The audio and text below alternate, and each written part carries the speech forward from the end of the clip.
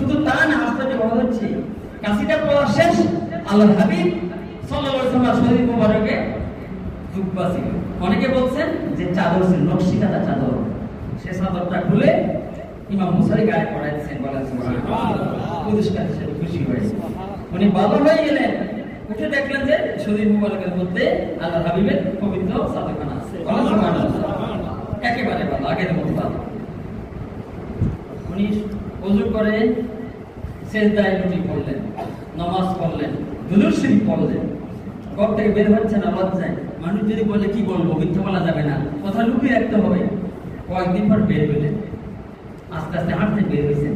ওই এলাকায় এক দরবেশ ছিলেন, সে দরবেশ মানুষ পাগল ডাকতো, এই ইমাম মুসরি এসব দুদিন দাঁড়াও দাঁড়াও দাঁড়াও, তোমার সাথে কথা আছে। দৌড়ে আসছে, আমাকে তুমি ওই দিন আল্লাহ হাবিবের দরবারে যে কবিতা পড়ছিলে সেই কবিতা লিখে দাও। যে কবিতা শুনে সমস্ত সাহাবায়ে রাদিয়াল্লাহু আনহু উদ্দীপ্ত হয়ে গিয়েছিলেন। হ্যাঁ, আল্লাহ হাবিব অত্যন্ত খুশি হয়েছে, তুমি লিখে দাও, আমাকে দাও। ইনি আশ্চর্য বললেন, তুমি এটা কিভাবে জানো? আমি তো সেই মজলিসে উপস্থিত ছিলাম, আমিও উপস্থিত ছিলাম। সেই কাসিদাই পড়তাম, তাই না? তাহলে কাসিদার কত মূল্য মনে রাখবেন যে দুরূদ শরীফের কোনো ইবাদত নাই। আর কাসিদার মূল্য কত জানেন? মঞ্জুর আহমদ রাফাইর একটা কথা আমার প্রায় সময় মনে পড়ে। ইনি বলছেন, একটা কাসিদার একটা পংক্তি যদি কলবে ঢুকে যায় 70 বছর ইবাদত ভুলতে পারবে না, বলেন সুবহানাল্লাহ।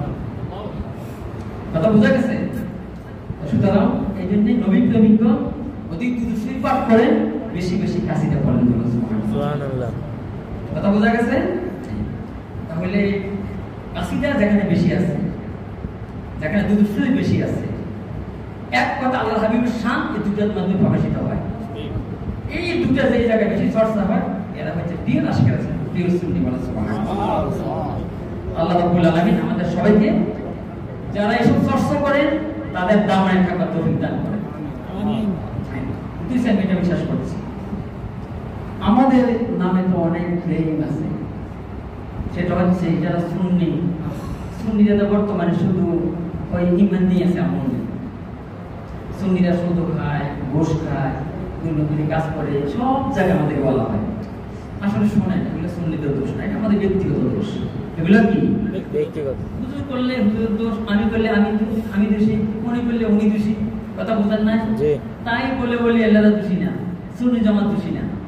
সুন্নি জামাতের কোনো কিতাবে আছে যে ঘুষ খাওয়া যায় আছে, সুদ খাওয়া যায় আছে, মিথ্যা বলা যায় আছে। সুতরাং এগুলো বললে সুন্নি জামাতের বিরুদ্ধে বলাটা এটা বোকা বিচারা কিছুই না, এটা অবুঝ, একটা অবুঝ কথা। এটা কি অবুঝ কথা? হক্কানি আল্লাহর ওলিগণ দুনিয়াতে ত্যাগ করেছে, তারা আবার সুদ ঘুষ কি করবে? প্রশ্নে আসে নাকি? প্রশ্নে আসে না। সুতরাং এই দিকগুলো আমরা একটু খেয়াল রাখবো, আমরা যাতে সুদ থেকে, ঘুষ থেকে মুক্ত থাকতে পারি, আমরা যাতে নমাজের পাবন হয়ে যাই, তাই না? আমাদের নমাজের ইনশাআল্লাহ কাজে লাগবে। এই একটু আগে সুন্নি জামাতের পরিচয় দেওয়া হলো, এর বাইরে যে দলগুলো, এটা কি আল্লাহ হাবিব কি বলেছেন? জাহান্নামী বলেছেন। হ্যাঁ, তিনি বলছেন কি, সাতাফতারিকু উম্মতি সালাসুন ওয়া সাবউনা মিল্লা, আমার উম্মতগণ অতি শীঘ্রই 73 ভাগে বিভক্ত করবে। কুল্লুহুম ফিন্নার, সকলেই জাহান্নামী। কি বলেছেন? সকলেই জাহান্নামী। ফতোয়া দিচ্ছেন আল্লাহ হাবিব, কত সাংঘাতিক কথা। বলে না যে তোমার একটু ত্রুটি, হ্যাঁ, এই ঝামেলা, এটা বলে কি বলছেন? সবাই জাহান্নামী ইল্লা মিল্লাত ওয়াহিদা, একটি দল আছে, মাত্র একটি দল। কয় দল? সাহাবায়ে জিজ্ঞেস করলেন, ইয়া রাসূলুল্লাহ, আপনি জিজ্ঞেসেন না, ইয়া রাসূলুল্লাহ, মা নিয়ে দলটা কোনটা? একটা দল তো, সেই দলটা কোনটা? মা নারী ওয়াসহাব, আমি এবং আমার সাহাবীরা, তোমরা যেই পথে আছে সেইটা। সুবহানাল্লাহ। আলা ওয়াহিয়াল জামাআ, এটার নাম হচ্ছে জামাত। সবকে বলছেন এই জামাত দিয়ে জামাত ইসলাম, জামাত দিয়ে জামাতে তাবলীগ, জামাত দিয়ে আহলে সুন্নাত ওয়াল জামাত।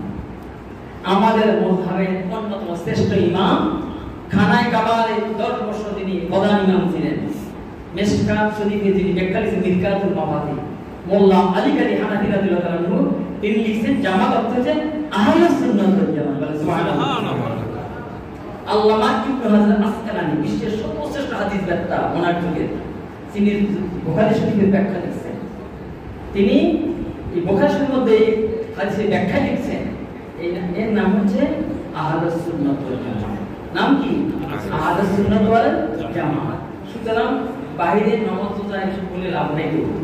এরা খুব নামাজ পড়ে, এরা খুব ইবাদত করে, এরা খুব এই করে, কোনো লাভ নেই। লাভ আছে কি?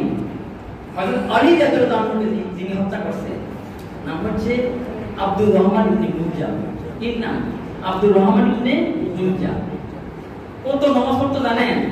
এত বড় নামাজি যে খাওয়া বলে এই মোটা হয়ে খাইছে, আমার মাথায় একটা সিগল দিয়ে দিয়েছে, বুঝছেন? আল্লাহ মাফ করবে, ব্যাধি মাফ করবে। আর ওনা পাগল এই মোটা থাকতো সবসময়। কারণ কি? রাত ঘুমাইতো না, জান্নাত পাওয়ার জন্য, জাহান্নাম থেকে বাঁচার জন্য সারা রাত দাঁড়িয়ে নামাজ পড়তে বলেন সুবহানাল্লাহ। সুবহানাল্লাহ। কত সুন্দর কথা।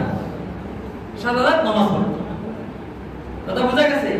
দিনের বেলা রোজা রাখতো, কথা শুনেন প্লিজ। দিনের বেলা রোজা রাখতো, রাতে নামাজ, দিনে রোজা। কত বড় ইবাদতগার। যেই হযরত আলী রাদিয়াল্লাহু আনহু আসতেন, দেখতেন হাতে তরবারি থাকতো, তরবারিটা বের করতো, কোষ থেকে বের করে দাঁত দিত। হযরত আলী বলতেন, সাথে দেখেছি বলতেন, এই হবে আমার হত্যাকারী। বলেন না সুবহানাল্লাহ। এই ব্যক্তি আমাকে হত্যা করবে। সবাই আশ্চর্য হয়ে গেছেন, সে আপনাকে হত্যা করবে, তাকে আপনি হত্যা করছেন না কেন? সে যখন আমাকে মারে নাই, কোন দোষে মারবো? কথা বুঝেন নাই? এত বুঝে গেল। এই যে আব্দুর রহমান সাহেব কত